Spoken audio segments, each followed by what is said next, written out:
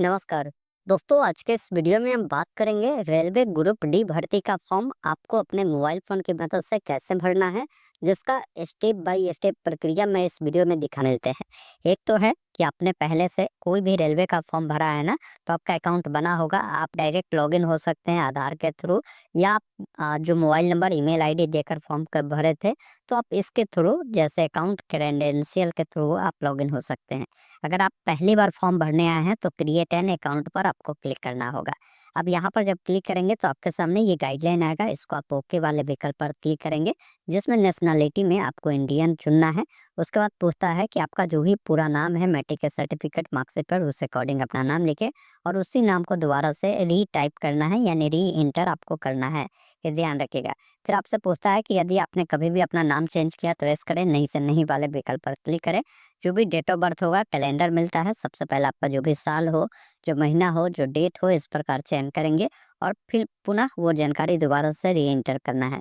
फिर आपका जो भी जेंडर है ना, यहाँ पर आपको बताना है और दोबारा से इसे कंफर्म करना है। पिताजी का नाम लिखना है, माताजी का नाम लिखना है और जानकारी को दोबारा से देना है।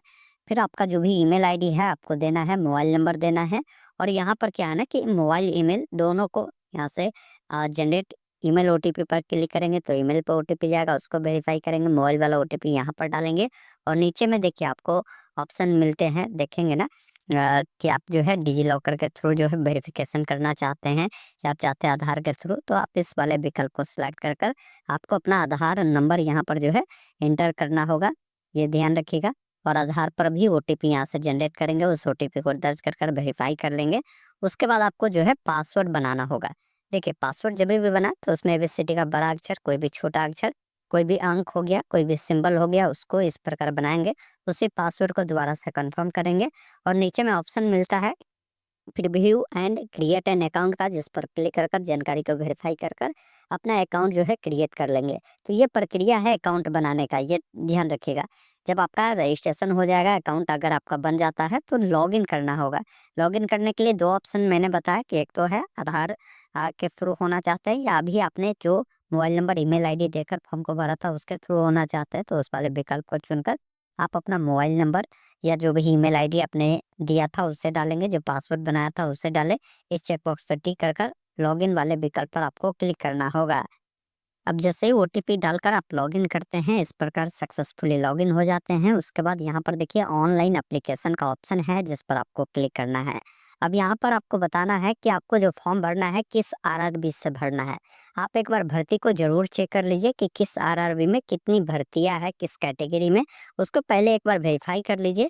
उसके अकॉर्डिंग जो भी आरआरबी आपको सेलेक्ट करना है उस आरआरबी को चुनाव करेंगे। फिर इस दोनों चेकबॉक्स पर आपको टिक करना है और नेक्स्ट वाले विकल्प पर आपको क्लिक करना है। जैसे नेक्स्ट पर क्लिक करेंगे तो यहाँ पर क्या है ना कि आपने जो जानकारी किया था ना, उस अकॉर्डिंग आपका जो जानकारी है यहाँ पर भरा हुआ देखने को मिलेगा।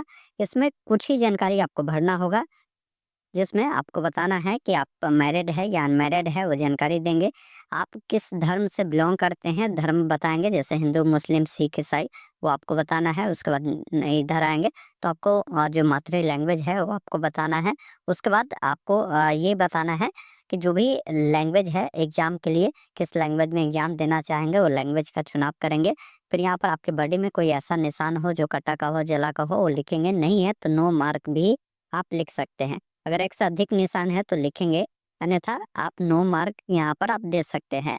उसके बाद आपको नीचे आना है। यहाँ पर देखेंगे ना, आपसे ये पूछ रहा है कि आपकी जो कम्युनिटी है वो कौन सा है। आप अपना कम्युनिटी बताएंगे, जैसे आप जनरल, ओबीसी, एससी, एसटी, जिस भी कैटेगरी से बिलोंग करते हैं वो बताएंगे। जैसे यहाँ पर क्या है कि अगर आप ओबीसी चुनते हैं या एससी चुनते हैं या एसटी चुनते हैं, तो यहाँ पर बोला गया है कि ओबीसी के केस में जो एनसीएल है सेंट्रल लेवल वाला देना होगा। एससी एसटी के केस में आपको कास्ट सर्टिफिकेट सेंट्रल लेवल वाला देना होगा। ये ध्यान रखिएगा। तो आपको यहाँ से एग्री करना होगा पहले। अब जैसे मैंने ओबीसी चुना तो पूछ रहा है कि आप जो है एनसीएल से आते हैं या क्रीमी लेयर से, वो जानकारी आपको यहाँ पर बताना है। उसके बाद यहाँ से एग्री आपको करना होगा। अब यहाँ पर जो भी आपका एनसीएल सर्टिफिकेट कास्ट का नाम है पहले, वो आपको देना होगा। उसके बाद जो भी आपका एनसीएल बना है ना, एनसीएल सर्टिफिकेट नंबर देंगे जो कि सेंट्रल गवर्नमेंट वाला आपने बनाया है होगा उसका। उसके बाद यहाँ पर देखिए आपसे पूछता है कि जो प्रमाण पत्र आपने बनवाया है वो किस अथॉरिटी के द्वारा इशू किया गया है, वो आपको यहाँ पर बताना होगा। और फिर यहाँ पर जो है स्टेट आपको बताना है कि किस स्टेट से इशू किया गया है वो बताएंगे। फिर किस डेट को इशू किया गया है और डेट आपको यहाँ पर बताने की ज़रूरत होगी। उसके बाद नीचे आएंगे, आपका जो भी प्रेजेंट एड्रेस होगा ना, आपको प्रेजेंट एड्रेस बताना है, जिसमें आपका जो भी स्टेट है, जो भी आपका डिस्ट्रिक्ट पड़ता है वो बताना है। जो भी आपका प्रॉपर एड्रेस है जैसे ward number, village, post office, वो आपको लिखना है। अगर आपका प्रेजेंट एड्रेस परमानेंट एड्रेस अगर सामान्य है तो नीचे आकर आप सिंपली क्या करेंगे, इस चेक बॉक्स पर आप टिक करेंगे, दोनों फिल होगा, अलग अलग है तो अलग अलग जानकारी को फिल करेंगे, फिर पिन कोड देंगे और फिर यहाँ पर एक ऑप्शन मिलता है सेव का, जिस पर क्लिक कर कर नेक्स्ट वाले विकल्प पर क्लिक करेंगे। इस प्रकार आपका जो पर्सनल डिटेल है वो आपका सेव होता है। अब आपको नीचे आना है, यहाँ पर देखिए जो जानकारी नहीं भरा है वो भरना होगा। जैसा अगर आप सर्विसमैन है तो यस करें, नहीं तो नो वाले विकल्प पर क्लिक करें। अगर आप दिव्यांग है तो यस करें, नहीं तो नो वाले विकल्प पर आपको क्लिक करना है। अब यहाँ पर आपको बताना है कि जैसे किसी को स्क्राइब चाहिए तो आप यस करेंगे, नहीं तो नो वाले विकल्प पर क्लिक करेंगे। अगर आप ईवीसी है, अगर आपको छूट चाहिए तो आप यहाँ पर यस करेंगे। तो बोलेगा कि ईवीसी के केस में क्या है कि आपकी जो इनकम है ना वो 50,000 रुपये से कम होगी सालाना, और बीपीएल कार्ड आपके पास है तो आप एग्री करें। फिर यहाँ पर आपको बताना है कि इसके लिए कौन से डॉक्यूमेंट आप प्रस्तुत करेंगे, ईवीसी सर्टिफिकेट या बीपीएल कार्ड है वो देंगे, वो बताएंगे। उसके बाद यहाँ पर जो भी आपका सर्टिफिकेट नंबर है, इशू डेट है वो बताएंगे। अगर आप ईवीसी वाले नहीं हैं आप नो करेंगे, ये जानकारी भरने की ज़रूरत नहीं है। अगर आप रेलवे में एम्प्लॉय है तो यस करें, नहीं तो नो वाले विकल्प पर क्लिक करें। अभी प्रेजेंटली में कहीं काम करते हैं, वो सेंट्रल गवर्नमेंट का हो, स्टेट गवर्नमेंट का हो या किसी पीएसयू में हो तो बताया, नहीं तो नॉट अप्लीकेबल वाले विकल्प को आपको जो है यहाँ पर चुनाव करना होगा। फिर आपको नीचे आना है, आपका जो भी बैंक डिटेल है ना वो जानकारी देना है, जैसे जो अकाउंट है वो किन के नाम से है उनका नाम, साथ में आपको जो है अपना अकाउंट नंबर देना है, आईएफएससी कोड डालकर अपने डिटेल को यहाँ पर डालेंगे, क्योंकि इसमें रिफंड जो आएंगे ना जो डिटेल अकाउंट का देंगे उसी में जाएगा। उसके बाद नीचे में एक ऑप्शन मिलता है सेव का, जिस पर क्लिक करें, फिर आपको नेक्स्ट वाले जो विकल्प मिलते हैं ना इस पर आपको क्लिक करना होगा। तो इस प्रकार जो है ये डिटेल भी, अदर डिटेल आपका देखिए सक्सेसफुली सेव हो गया। अब यहाँ पर क्वालिफिकेशन की जानकारी देना है, जैसे अगर मैट्रिक पास किए होंगे तो मैट्रिक की जानकारी आपका ऐड होगा। अगर इसमें कुछ एडिट करना है तो एडिट कर सकते हैं, जैसे अगर आप नए सिरे से ऐड कर रहे हैं तो सबसे पहला चीज़ पूछेगा कि मैट्रिक आपने किस राज्य से किया है, किस जिले से किया है, किस बोर्ड से किया है, उसका नाम लिखे और मैट्रिक कब पास किया है उसका डेट बताना है, जो रोल नंबर है वो आपको बताना है, और जो भी आपका सर्टिफिकेट नंबर है वो देंगे यहाँ पर। या आपके पास सर्टिफिकेट के ऊपर में ही देखेंगे ना, आपको सीरियल नंबर मिल जाएगा, उसको डालकर यहाँ से इसको अपडेट करेंगे। अगर पहली बार ऐड कर रहे हैं तो ऐड का ऑप्शन मिलेगा, उसको ऐड करेंगे। इसी अकॉर्डिंग जब आप इसको ऐड कर लेते हैं ना, जैसे मैं यहाँ से इसको अपडेट कर देता हूँ, अपडेट करने के बाद ये अपडेट हुआ। अब मान लीजिए मैं जो है अगर आईटीआई किया हूँ, 12th किया हो, डिग्री डिप्लोमा किया हूँ, तो उसका भी जानकारी जो है मैं यहाँ से ऐड करूँगा। उसके बाद एक ऑप्शन मिलता है नेक्स्ट का, जिस पर आपको क्लिक करना है। अब यहाँ पर क्या है ना कि आपको लाइव फ़ोटो कैप्चर करना होगा, जिसके लिए कैमरा का आपको परमिशन देना होगा। अब देखिए फ़ोटो कैप्चर करने के लिए यहाँ पर ऑप्शन दिए गए हैं आपको लाइव इमेज का, जिस पर आपको क्लिक करना है। या आप मोबाइल से कर रहे हैं तो यहाँ पर देखिए capture live image from mobile का ऑप्शन है, आप यहाँ से भी कर सकते हैं। तो बढ़िया है कि अभी मैं जो है मोबाइल से ही कर रहा हूँ, तो कैप्चर लाइव फ़ोटो पर मैं क्लिक करता हूँ। फ़ोटो को लेकर इन्होंने गाइडलाइन दिया है कि फ़ोटो जब भी आप क्लिक करें तो वाइट बैकग्राउंड में आपको जाना है, वहाँ पर फ़ोटो खींचना है। कोई भी चश्मा, टोपी इस सब का उपयोग आपको नहीं करना है, ये विशेष तौर पर आपको ध्यान रखना है। अब फ़ोटो कैप्चर करने के लिए मैं लाइव इमेज पर क्लिक करता हूँ। यहाँ पर आपको बता रहा है कि आपको जो है 3 टाइम मौका दिया जाएगा कैप्चर करना है, तो आपको कैप्चर लाइव इमेज पर आपको क्लिक करना है। और यहाँ पर पूछ रहा है कि अगर आप जुड़वा है तो यस करें, नहीं तो नो वाले विकल्प पर क्लिक करें। कैप्चर लाइव इमेज पर आपको क्लिक करना है। अब यहाँ पर देखिए ये जो है कैमरा ओपन हो गया ना, अभी रेड है, इसका मतलब आपका फेस डिटेक्ट नहीं कर रहा है। इस बीच में जो है आपको अपना फेस रखना है और कोशिश करें वाइट जो बैकग्राउंड है ना वहाँ पर आपको चले जाना है, और जैसे ही ये ग्रीन होगा ऑटोमेटिक जो फोटो है वो कैप्चर कर लेगा। इस प्रकार देखिए आपका जो फोटो है ये लाइव जो है कैप्चर कर लिया। थोड़ा सा वेट करेंगे, आपका फोटो अगर कैप्चर करता है तो बता देगा कि फोटो आपका सक्सेसफुल कैप्चर हो गया। देखिए इस अकॉर्डिंग आपको जो है वाइट बैकग्राउंड में जाकर फोटो का कैप्चर कर लेना है। अब देखिए यहाँ पर सिग्नेचर का क्या गाइडलाइन है, तो बोला गया है कि सिग्नेचर जो आपका होगा ना वो जो वाइट पेपर है ना उस पर करना है कि आपका फोटो सिग्नेचर सक्सेसफुली अपलोड हो गया। अब सिंपली नीचे आपको आना है, एक ऑप्शन देखिए मिलता है नेक्स्ट का, जिस पर आपको क्लिक करना है। इस प्रकार फोटो सिग्नेचर अपलोड हो गया।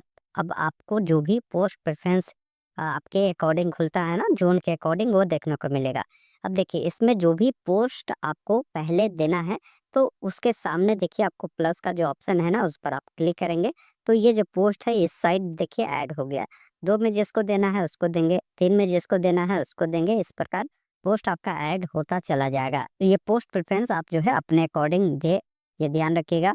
हाँ, तो चलिए मैं जो है अपने अकॉर्डिंग पोस्ट प्रेफरेंस दे देता हूँ। आप अपने अकॉर्डिंग इसको ऐड कर फिर यहाँ पर देखिए इस चेक बॉक्स पर टिक कर आपको डिक्लेयर करना है। सभी चेक बॉक्स पर टिक रहेगा, एक ये चेक बॉक्स है उस पर क्लिक कर पैलेस लिखेंगे कि ये फॉर्म आप कहाँ से भर रहे हैं। उस पैलेस का जो नाम है यहाँ पर मैं लिख देता हूँ। उसके बाद क्या करना है, आपको यहाँ पर सिंपली इस साइड आना है, एक ऑप्शन मिलता है प्रीव्यू एप्लीकेशन का, जिस पर आपको क्लिक करना है। उसके बाद देखेंगे ना आपका फॉर्म का एक बार प्रीव्यू आता है, एक बार अपनी तमाम जानकारी चेक करें, सब कुछ सही है तो आपको नीचे आकर इस चेक बॉक्स पर टिक करना है और नीचे में एक ऑप्शन मिलता है सबमिट का, जिस पर आपको क्लिक करना है। अब जैसे सबमिट पर क्लिक करेंगे आपसे पूछेगा आप कंफर्म है इसे सबमिट करना चाहते हैं, तो सबमिट वाले विकल्प पर क्लिक करेंगे। अगर कुछ गलती है तो कैंसिल पर क्लिक करेंगे। उसके बाद जो भी पेमेंट लगता है ना वो पेमेंट आपको देखने को मिलता है आपके कैटेगरी के अकॉर्डिंग। आपको पेमेंट करना है तो नीचे आकर यहाँ पर पे विथ SBI का ऑप्शन है, इस पर क्लिक करेंगे और जिस भी माध्यम से पेमेंट करना चाहते हैं पेमेंट कर लेंगे। पेमेंट प्रक्रिया पूरा हो जाने के बाद यहीं पर आकर एप्लीकेशन हिस्ट्री पर आकर आप अपना जो प्रिंट आउट है वो निकाल कर आप सुरक्षित रख। यहाँ पर ब्लैक इंक पेन से बोला गया है सिग्नेचर करेंगे। बाकी इसका साइज आपको बनाना होगा, जैसे 140 गुने 60 पिक्सल में बनाएंगे। मैं आपको अभी बता देता हूँ कि कैसे ये बनाकर आप अपलोड करेंगे। इसका साइज भी होगा 30 से लेकर 49 KB के अंदर में होगा। सबसे पहला काम करें, गूगल में आपको लिखना है IM Resizer, यह वेबसाइट मिलेगा, इसको आपको ओपन करना है। अब सिग्नेचर को आपको रिसाइज करने के लिए यहाँ पर सेलेक्ट इमेज पर क्लिक करना है। जहाँ भी आपका सिग्नेचर हो ना आप उस सिग्नेचर को यहाँ से सिलेक्ट करेंगे। चलिए मैं अपना सिग्नेचर सिलेक्ट किया। अब थोड़ा सा वेट करेंगे, नीचे में जो पिक्सल है आपको पिक्सल ही रहने देना है। अब पिक्सल में ध्यान रखना है कि गाइडलाइन के मुताबिक बोला गया है कि विड्थ जो रखना है 140 और हाइट जो रखना है 60 पिक्सल आपको रखना है। उसके बाद आपको क्या करना है ना, देखिए डाउनलोड का ऑप्शन है, इस पर क्लिक करना है और डाउनलोड इमेज पर आपको क्लिक करना है। तो आपका जो ये इमेज है वो डाउनलोड हो गया। बाकी फॉर्मेट भी आपको ऑप्शन मिलता है यहाँ पर, आप चाहे तो फॉर्मेट जो चुनना चाहे JPG वो आप भी आप सेलेक्ट कर लीजिएगा यहाँ से और डाउनलोड कर लेंगे। तो जो सिग्नेचर अभी आप बनाए होंगे ना उस सिग्नेचर का जो साइज है वो बहुत कम हो जाता है। तो इसको बड़ा करने के लिए आपको गूगल में लिखना है PI7, ये PI7 का वेबसाइट मिलेगा, इसे ओपन करेंगे और यहाँ पर देखिए इंक्रीज इमेज साइज का ऑप्शन है, उस पर क्लिक करेंगे। जो सिग्नेचर अभी आपने बनाया है ना उसको यहाँ पर अपलोड करेंगे। अब इसका साइज जो आपको इंक्रीज करना है, जैसे मैं इंक्रीज करता हूँ, जैसे गाइडलाइन के मुताबिक बोला है कि 50 से अंदर होगा तो मैं 45 में कर यहाँ से इंक्रीज करता हूँ साइज को। उसके बाद नाम यहाँ पर डालकर डाउनलोड कर लेंगे। अब इसे ही अपलोड करेंगे, वो सिग्नेचर को यहाँ पर अपलोड करेंगे। इस चेकबॉक्स पे टिक कर नीचे में एक ऑप्शन मिलता है सेव का, जिस पर